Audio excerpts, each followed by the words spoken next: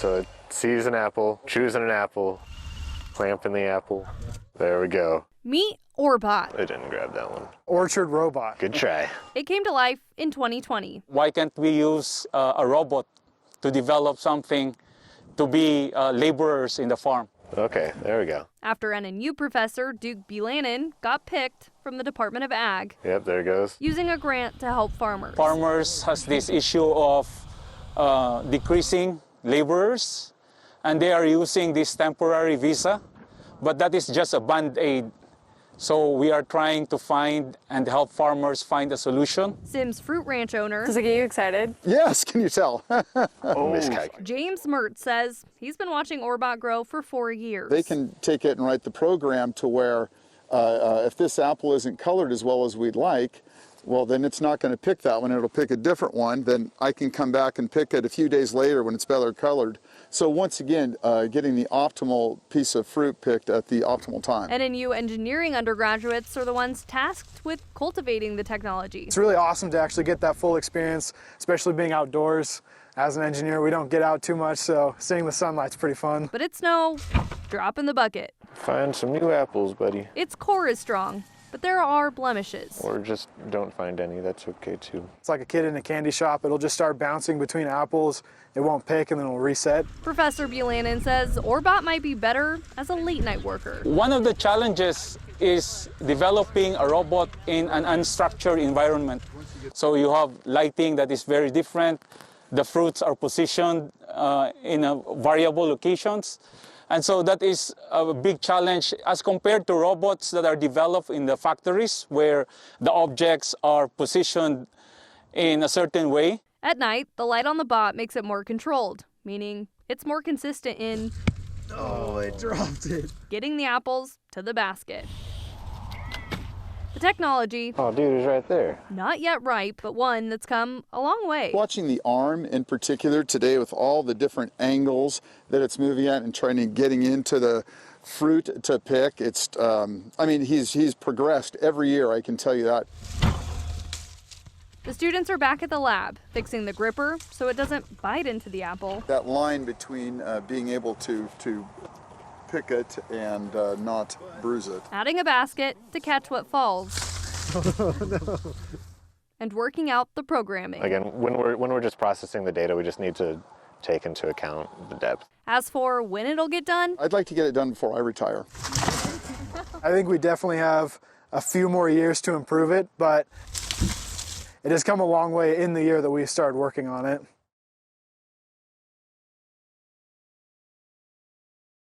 it's the circle of the digestive system. When cattle eat and swallow their food, their stomach begins breaking it down. Their digestive tract is much tougher because they can digest the grass and hay that's consumed.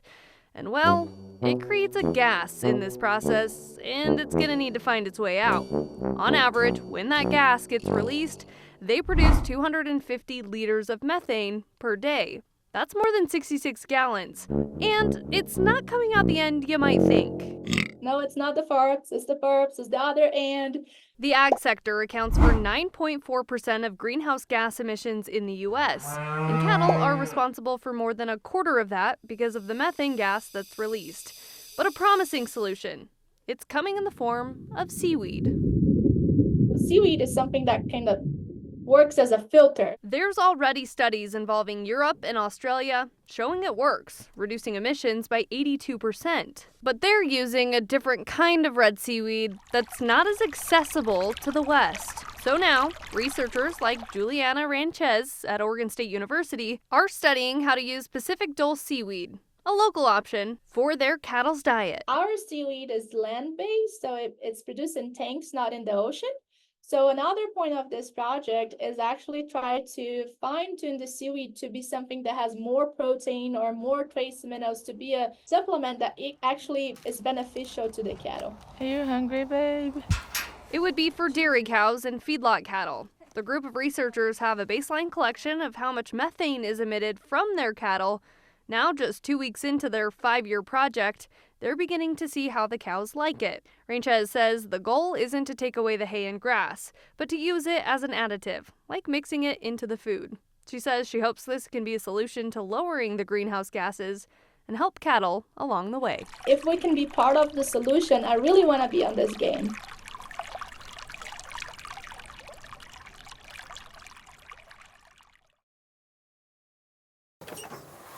We started farming 14 years ago. Terry Walton always wanted to be a farmer. I always wanted to.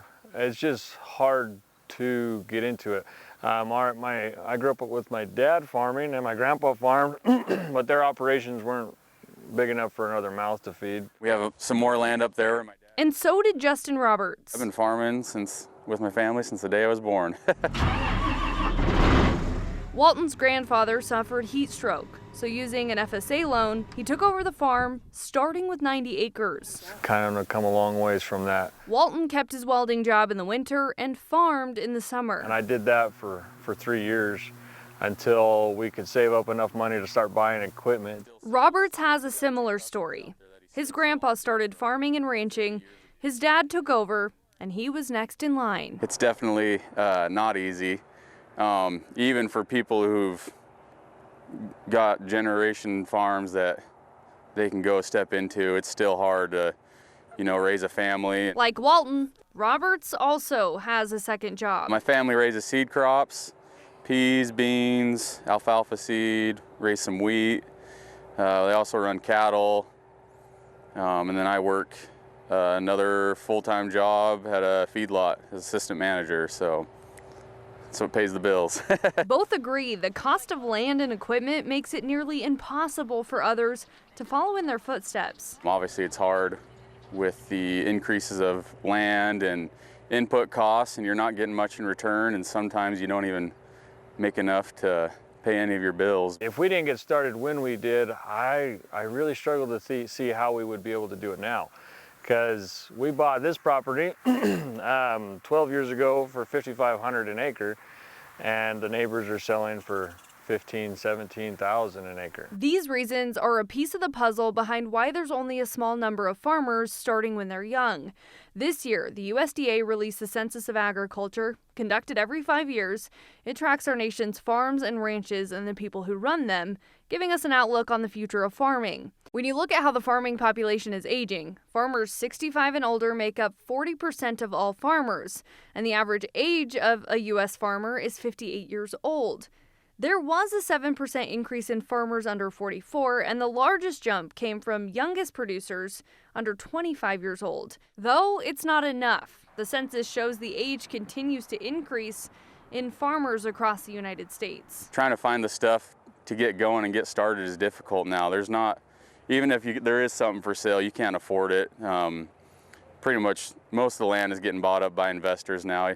Those are the people who can afford it. The young farmers can't afford it anymore. But Roberts and Wilton say it's still possible. They've learned they can't farm like their grandparents used to.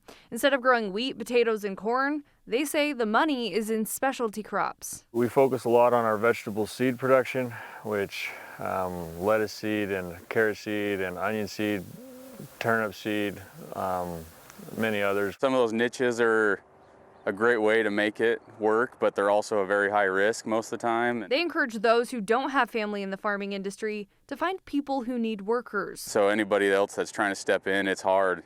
The best thing for them to try to do is maybe find somebody they can try to take over their operation and their business and move in. That experience will help them get going. As the industry ages, the challenge of attracting young farmers is growing. There are some resources out there for new farmers, but both are still concerned about filling the gap because costs remain high and the payout isn't large. Hopefully come up with a solution to keep these farms and ranches, because there is a lot of people that still want to make that their lifestyle.